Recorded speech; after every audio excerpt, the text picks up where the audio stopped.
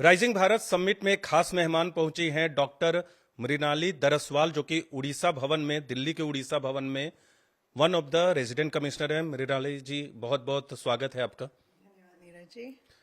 आपको बताना चाहेंगे कि सबसे खास बात यह है कि मीडिया तो ये देखती ही है, जन स्वास्थ्य यानी पब्लिक हेल्थ के क्षेत्र में इन्होंने बहुत काम किया है और आपने बाहर से भी डिग्रियां लिए, वहां का भी अनुभव प्राप्त किया है। तो कैसे याद करेंगे, अपने एक्सपीरियंस के बारे में बताएं, जो लोग इस वक्त आपको न्यूज 18 इंडिया में देख रहे हैं। सबसे पहले मैं न्यूज़ 18 इंडिया का बहुत बहुत धन्यवाद करती हूँ कि आज आपकी वजह से मुझे सब लोगों से बात करने का ये संयोग प्राप्त हुआ है। पब्लिक हेल्थ में चूंकि मैं एक आईएएस ऑफिसर हूँ, प्रशासनिक अधिकारी हूँ, तो मेरा पब्लिक हेल्थ का जो काम है वो हमारे प्रोबेशन समय से ही आरंभ हो जाता है, जब हम सब कलेक्टर की ट्रेनिंग ले रहे होते हैं। और उसके बाद कलेक्टर के हिसाब से हम डिस्ट्रिक्ट के पब्लिक हेल्थ के हेड रहते हैं और हमारे अंदर डिस्ट्रिक्ट अस्पताल और अन्य स्वास्थ्य की सुविधाएं उनको मैनेज करना और लोगों तक पहुंचाना, इंश्योरेंस स्कीम्स, नई पॉलिसी बनाना, लोगों तक पहुंचाना ताकि सबको स्वास्थ्य की सुविधा मिल सके। तो वो हमारा प्रमुख काम रहा है। उसके बाद मैं दिल्ली सरकार में डेपुटेशन में थी, जहां पर मैं तकरीबन 3.5 वर्ष विशेष सचिव रही हूं स्वास्थ्य की, और उसके साथ मैं कमिश्नर फूड सेफ्टी और ड्रग्स कंट्रोलर भी रही हूं और एड्स कंट्रोल की भी मैं चीफ थी। तो उस तरह से हमने दिल्ली सरकार में 500 अस्पतालों का चार्ज मेरे पास था, उनको एडमिनिस्टर करके सही तरीके से चलाने में। तो मैं कह सकती हूँ कि ग्रास रूट्स से लेकर जो टर्शरी केयर सेंटर के अस्पताल हैं, उनके लिए काम करने का मुझे अवसर प्राप्त हुआ है। और मैं आईएएस ज्वाइन करने से पहले एक डॉक्टर थी, मेडिकल स्कूल से पास आउट हूँ, और अभी मैंने पिछले वर्ष ही Harvard school of public health से डॉक्टर ऑफ पब्लिक हेल्थ की डिग्री प्राप्त की है, जिसमें मेरा strategic communications for behaviour change in health जो मेरा टॉपिक रहा है। क्योंकि इस तरह की जो पॉलिसी होती है, चाहे अलग अलग सेक्टर्स की पॉलिसी हो, हेल्थ की ही अगर बात करें तो जैसे कोविड के बाद जो हेल्थ सेक्टर है बहुत बदला है, बहुत चैलेंजेस भी है।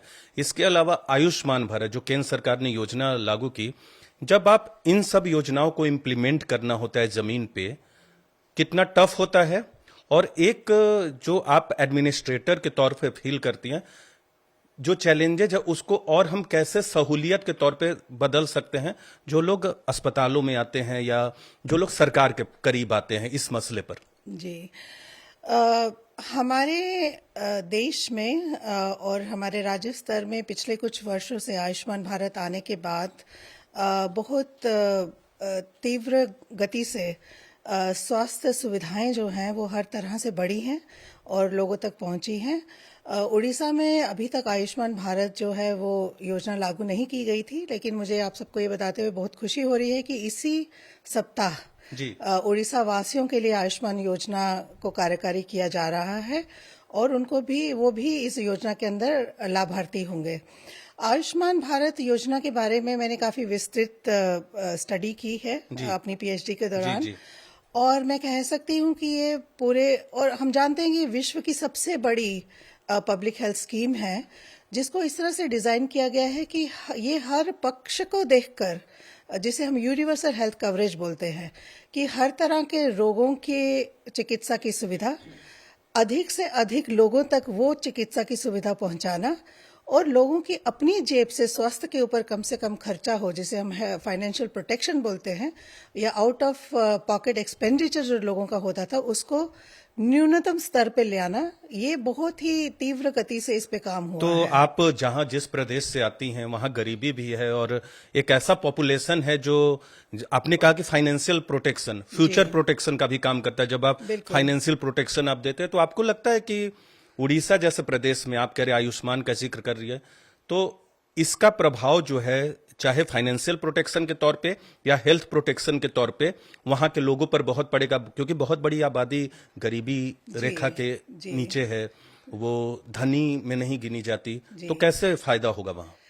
देखिए, आयुष्मान भारत में फैमिली फ्लोटर जो प्रोग्राम है, मतलब एक परिवार को प्रतिवर्ष 5 लाख तक का जो चिकित्सा है वो फ्री में उपलब्ध होगी, और उसके बाद जो उड़ीसा की अपनी भी स्कीम है गोपबंधु जन स्वास्थ्य योजना जो हमारी चलती है, उसमें भी सभी प्रकार की चिकित्सा जो है सरकारी अस्पतालों में फ्री दी जाती है। तो ये एक फोर्स मल्टीप्लायर है। आयुष्मान भारत आने के बाद जो थोड़ा बहुत भी एक्सपेंडिचर होता था, क्योंकि एक मुख्य मुद्दा जो पब्लिक हेल्थ में है या पब्लिक हेल्थ फैसिलिटीज में है वो क्वालिटी का है कि हम सरकारी अस्पताल बनाते हैं लेकिन उसमें भीड़ इतनी अधिक होती है कि उतने डॉक्टर नहीं रहते हैं इतनी बड़ी जनसंख्या को देखने के लिए।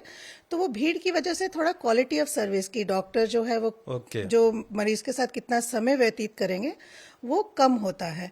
तो इसीलिए लोग उस क्वालिटी ऑफ केयर पाने के लिए प्राइवेट की ओर रुख करते हैं और उस तरफ जो है वो अधिक व्यय जो होता है उनकी पॉकेट से होता है।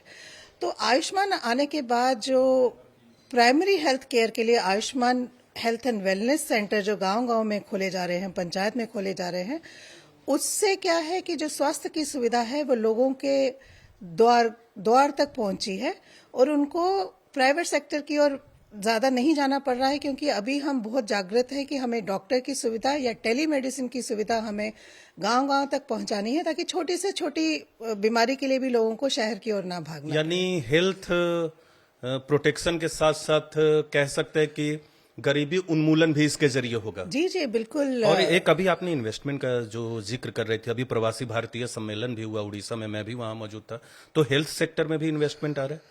जी हाँ, मेडिकल डिवाइसेस में इन्वेस्टमेंट आ रहा है, मेडिकल कॉलेजेस एस्टेब्लिश करने के लिए प्राइवेट इन्वेस्टमेंट आ रहा है, मेडिकल एजुकेशन में इन्वेस्टमेंट आ रहा है, फार्मास्यूटिकल सेक्टर में प्रोडक्शन के लिए इन्वेस्टमेंट आ रहा है। तो हम इसी जो पिछले 2 दिन से हमारे माननीय मुख्यमंत्री दिल्ली में थे इन्वेस्टर समिट के लिए, उसमें हेल्थ केयर में भी काफी इन्वेस्टमेंट को हमने अट्रैक्ट किया है।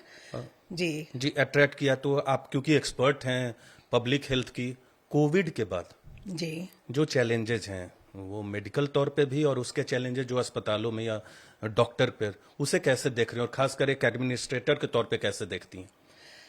एक डॉक्टर और एक एडमिनिस्ट्रेटर दोनों। जी, कोविड जैसी महामारी जो है वो फॉर्चुनेटली एक रेयर इवेंट होता है। जैसे 1918 में स्पेनिश फ्लू आया था और उसके बाद अब हमने कोविड को देखा 2022 में।